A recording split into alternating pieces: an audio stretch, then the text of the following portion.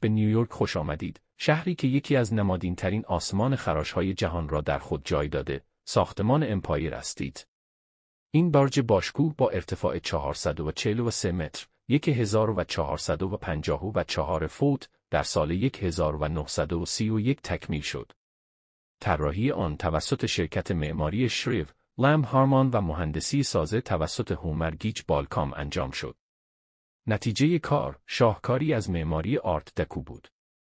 ساختمان امپایر استیت 102 طبقه دارد و مساحت کلی اون حدود 250,000 متر مربع است. هر طبقه به طور میانگین بیش از 3,000 متر مربع فضا دارد.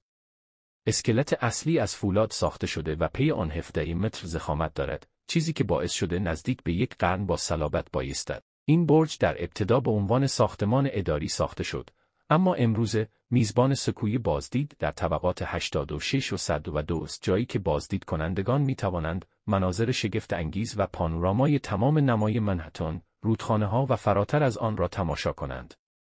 با 6514 پنجره، این بنای تاریخی نه تنها نمادی از نوآوری معماری، بلکه یادبودی از جاه طلبی انسان و روح ماندگار شهر نیویورک است.